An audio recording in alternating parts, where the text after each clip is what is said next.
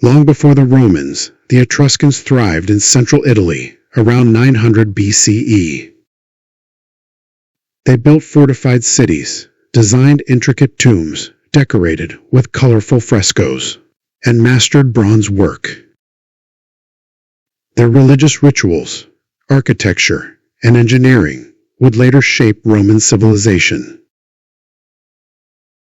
In the south, Greek colonists founded Magna Graecia.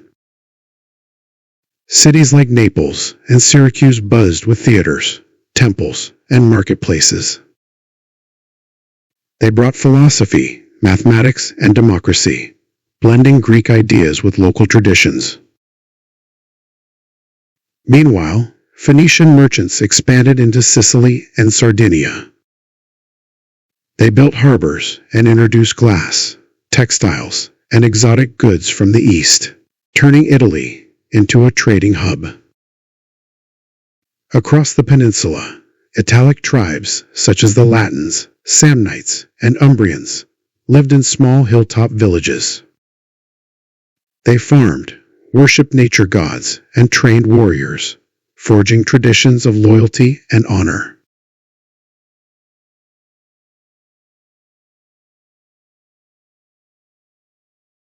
According to legend, Rome was founded by Romulus after he killed his twin, Remus. This myth of fratricide and destiny reflected Rome's fierce beginnings. Early Rome was ruled by kings influenced by the Etruscans. The monarchy was overthrown and the Roman Republic was born. Senators in togas debated laws while citizens gathered in the Forum. Rome expanded with legions and alliances. It controlled Italy and built roads, aqueducts, and temples that bound its territories together under Roman order. The Punic Wars marked Rome's rise to Mediterranean power. Hannibal crossed the Alps with elephants, but Rome triumphed, defeating Carthage and calling the sea Mare Nostrum. Yet ambition tore the Republic apart. Julius Caesar's conquests and reforms challenged the Senate, leading to civil war. With Augustus's rise, the Republic died, and the Empire was born.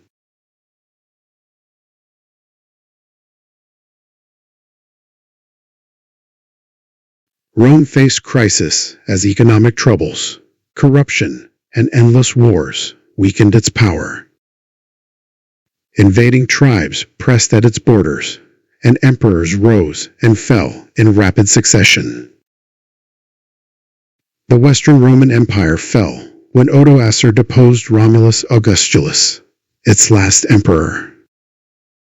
The once great empire dissolved, leaving Italy fragmented and vulnerable. The Ostrogoths ruled before Byzantine armies reconquered Italy in the Gothic Wars. Though victorious, the fighting left cities ruined and depopulated. The Lombards swept into Italy, carving duchies and kingdoms across the land. They ruled much of the peninsula, while the Byzantines clung to the coasts. Amid this chaos, the papacy gained strength. Popes acted as defenders, negotiating with kings and shielding Rome from invaders, making the Church a stabilizing force.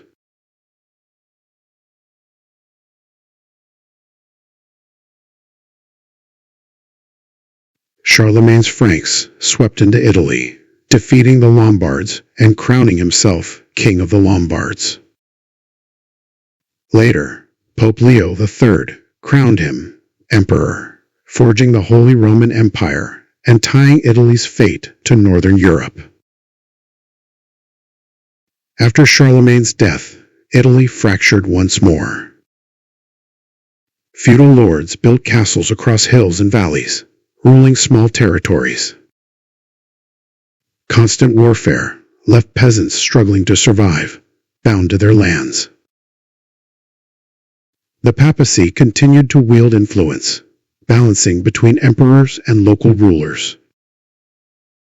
The Pope's authority grew not only as a spiritual leader, but also as a political player in Italian affairs.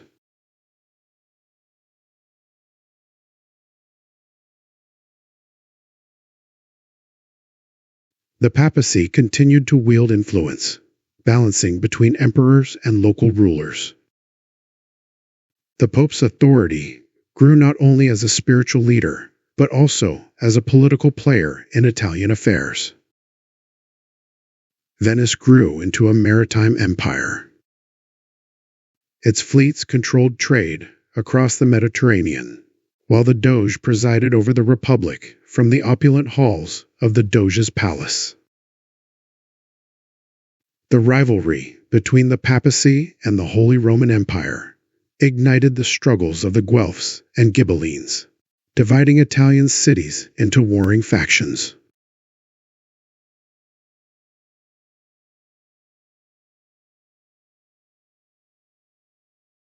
In Florence, wealthy families like the Medici patronized artists, scholars, and architects. Humanism revived classical knowledge, celebrating man's creativity and reason. Leonardo da Vinci and Michelangelo defined an age of genius. Their art and inventions symbolized humanity's limitless potential, shaping not just Italy, but the world. Venice, Milan, and Rome competed in culture and power. The Vatican became a center of art and authority, with St. Peter's Basilica rebuilt into a wonder of Christendom.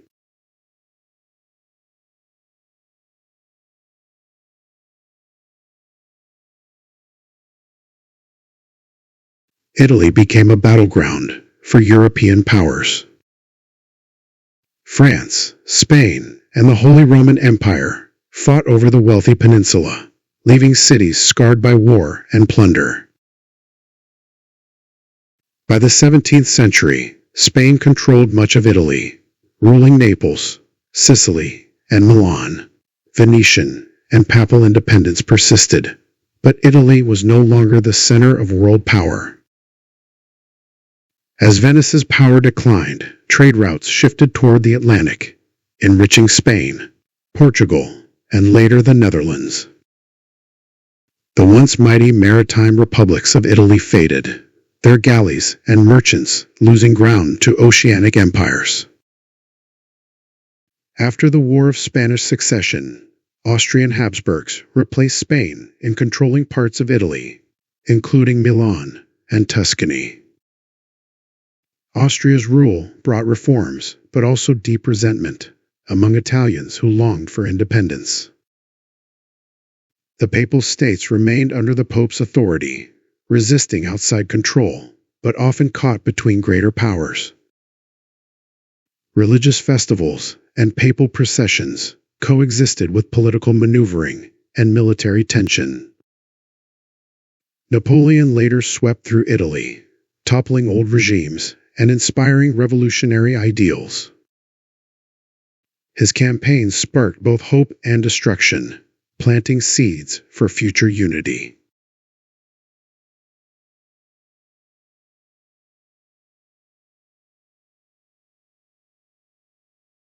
Divided Italy yearned for independence. Nationalists like Giuseppe Mazzini inspired revolts, while intellectuals dreamed of a united nation free from foreign control. Giuseppe Garibaldi, with his red shirts, led daring campaigns, capturing Sicily and Naples. His charisma turned him into a legendary hero of Italian unity. Count Cavour of Piedmont, Sardinia, skillfully maneuvered diplomacy with France, defeating Austria and laying the foundation for a united kingdom. Rome joined the kingdom in 1870, and Italy stood united for the first time since Rome's ancient empire.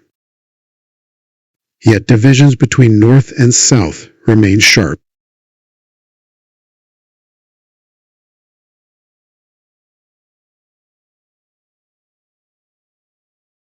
Italy joined World War I on the Allied side, fighting Austria-Hungary in brutal mountain campaigns. Victory brought little reward, leaving bitterness at home. The post-war years were marked by unrest. Workers and peasants staged strikes, veterans returned to poverty, and political divisions deepened. Many Italians felt betrayed by the mutilated victory, where promised territories were denied. Mussolini's fascists seized power, promising glory, but delivering dictatorship. Italy allied with Hitler's Germany, plunging into World War II. At first, Italy invaded Ethiopia and later entered the global conflict, but military defeats mounted quickly. British and American forces pushed Italians out of North Africa, while German troops propped up Mussolini's faltering regime.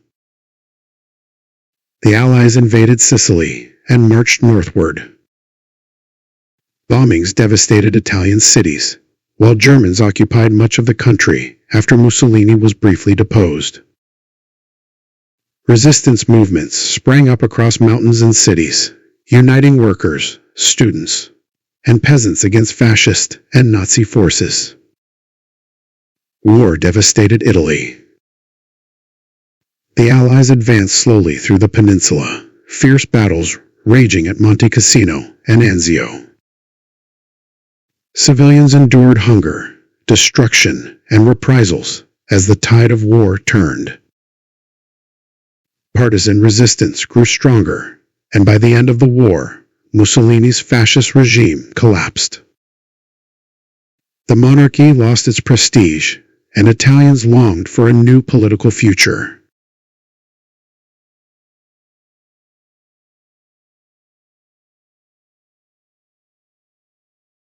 After the war, Italy abolished its monarchy and became a republic. Reconstruction, aided by the Marshall Plan, rebuilt cities, factories, and hopes for a new future. The 1950s and 60s saw the Italian economic miracle. Fiat cars rolled off assembly lines, fashion houses blossomed, and Italian cinema charmed the world. Italy joined the European Union, hosted the 1960 Olympics, and balanced tradition with modernity. Yet political scandals, economic struggles, and regional divides continued to challenge the nation.